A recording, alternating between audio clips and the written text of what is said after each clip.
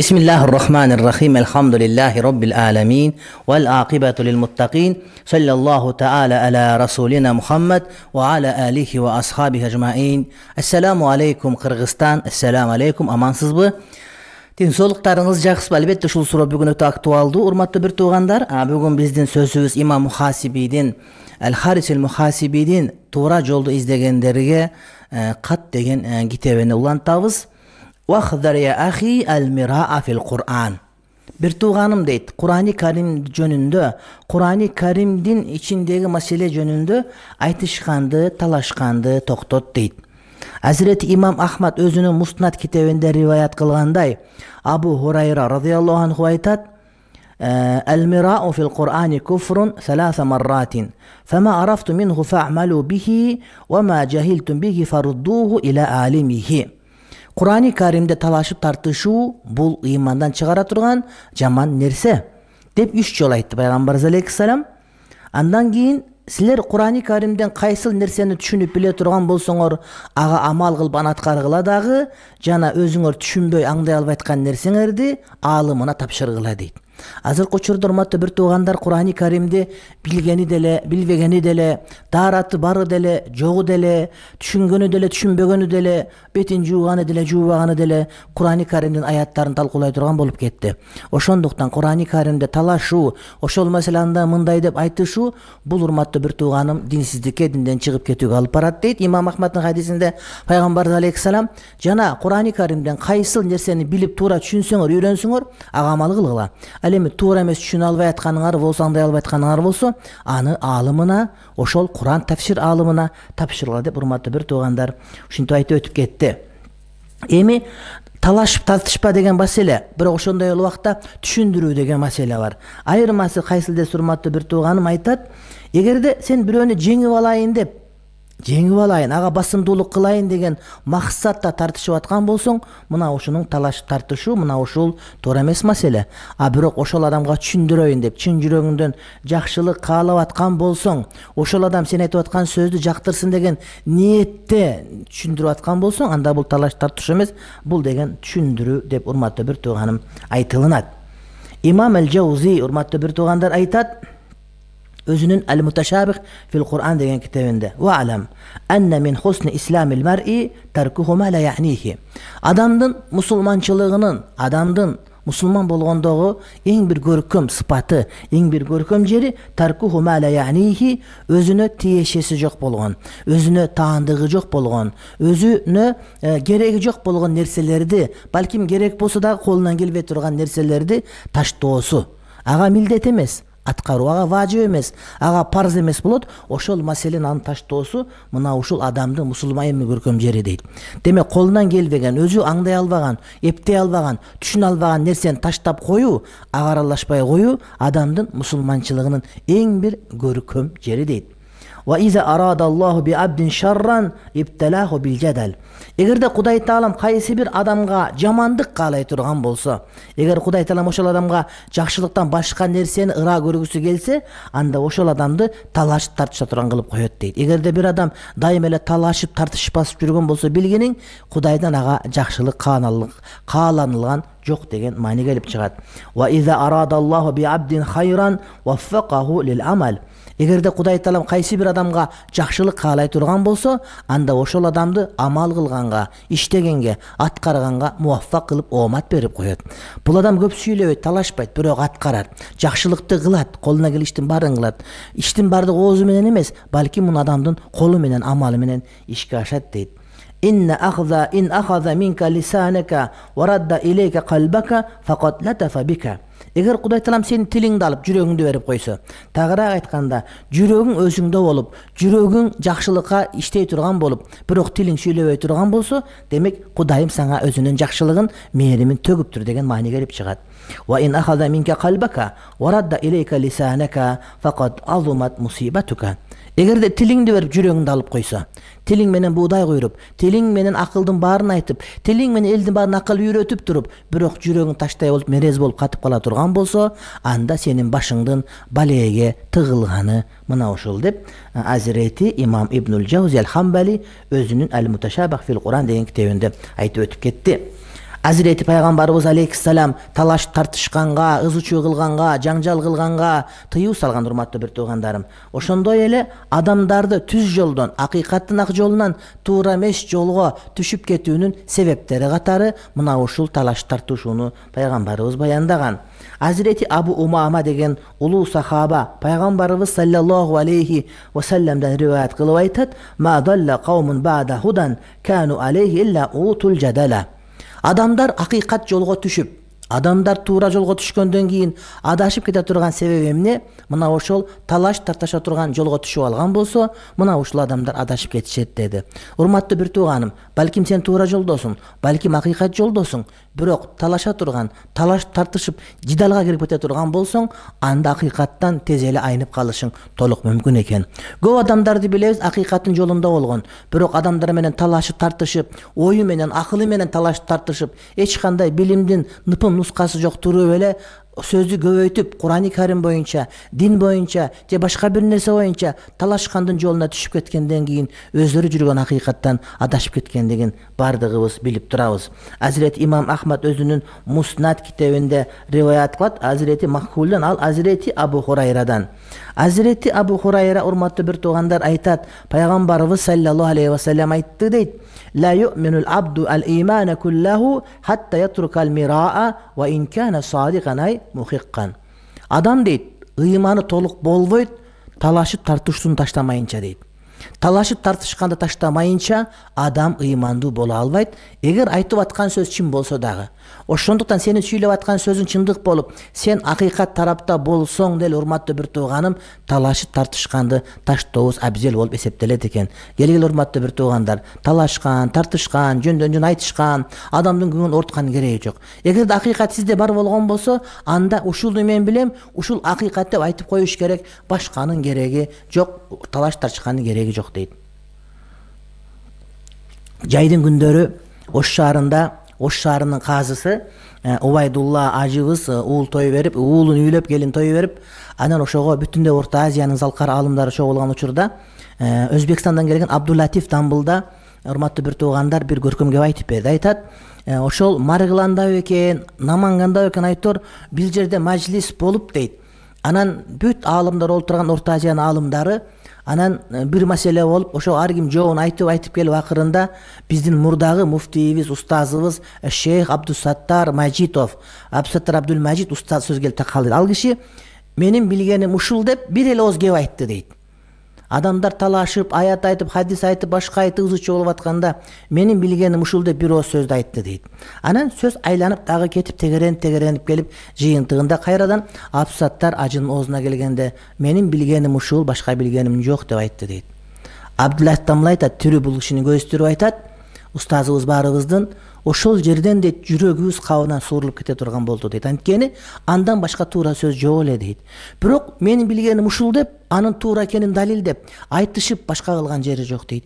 Жүрөгүбүз ыйманга толду дейт. Жүрөгүбүз илимге толду дейт. Ошол адамды көргөндөн кийин биз кыргыздарга болгон, анан кас ошол шейхке болгон урматыбыз аштошуп, ошондон кийин мына Ак Турпакка, Кадамжайга, Бүргөндүгө, шейх турган жерге 2 жолу келип кеттик дейт. Карачы дейт, кыргыз мулда Абдусаттардан берекесин кара, анткени Дамбылда сүннөт менен жашаган адам эле. Эгерде маселе айта турган болсо, анын ага экени көп экен далилдеп, менин билгеним ушул балдарым деп айтат. Ошо менен токтойт маселени, талашпайт эле, тартышпайт эле. Жыйынтыгында ошол Абдусаттардан айткан сөзү акыйкат болуп чыга берер эле. Ошондуктан урматтуу молдокелер, өзүм баш болуп бардыгыбызга эч качан талаш тартышкан туура жолго алып барбайт, талашкандын кереги жок. Акыйкатты билип турсак дагы, айтып акыйкат ошону менен токтолуп калуубуз, урматтуу бир туугандар, бизге кажет болуп эсептелет. Hazreti İmam Tirmizi rivayet kılgan hadiste Hazreti İbn Abbas Peygamberimiz Aleyhisselam'dan aytat: "La tumari ahak", bir tuğanın menen talaş tartışpa, anı menen jaqtaşıp aytışpa dedi. Bir mesele talaşıp kalgan bolsun dele aytışunun keregi jok. Özüңнү sözüңdü aytıp, anın dalilini aytıp tokto, andan keyin anı jеңип alam degenin keregi jok. Kuday talam hidayatты, tuğralıkты kimge kalasa verer. Hazreti Anas ibn Malik rivayet kılgan hadiste İbn Mace rivayet kılat: "Men terekal mira'a ve huve muhiqqun buniya lehu kasrun fi vasatil cenneti." Kimde kim hakikat alt tarafta olup durup, Акыйкат сен тарапта болуп туруп, сен талаш тартышканды, айтышканды таштай турган болсоң, анда Кудай Таалам сага дал жаннаттын ортосунан касыр үй куруп коет деди. Демек, урматтуу бир туугандар, акыйкатты билсек дагы айтышкандын кереги жок. Айтып, ошону менен чектелишибиз керек. Ошондой кыла турган болсок, акыйкат биз тарапта болсо, Кудай Таалам иншалла бейиштин дал ортосунан бизге кененге сүй куруп коёр экен. ما رأى رجل الإمام التابعي محمد ابن سيرين فقال له ابن سيرين إني أعلم ما تريد وأنا أعلم بالمراء منك ولكن لا أريد أن أماريك. Hazreti Mara rajulun el-İmam el-Tabi Muhammed ibn Sirin, bul tabiinlerin sultanlarının biri, tüşçe uğragan boyunca imam bolgan ulu insan Muhammed ibn Sirin'e bir adam gelip aytışmakçı olup kalganda İmam ibn Sirin minto aytты deydi. İnni a'lamu ma turid. Sen emneni kalap turgandığındı men bilip duram. Wa ana a'lamu bil mira'i minka. Aytışu ilimin men sana karaganda jakşıraak bilem. Eger aytışa turgan bolsam, tartışa turgan bolsam seni jengip düşem. Walakin la uridu an umarika, birok men seni menen aytışkandı kalabay an umariyaka, men seni menen aytışkandı kalabay turam dedi. Mına oşol urmatlı bir tuğandar, aytışkandan alыс boluş gerek. Wal jidale fid din, jana din meselesinde talaş tartışkandan dağı öte ihtiyat boluşubuz gerek. Din meselesi urmatlı bir tuğam. Azırkı учурда sayasat meselesi, sport, andan keyin medisinanın en aldında din turat, adamlar süйлөй турган mesele olup kaldı.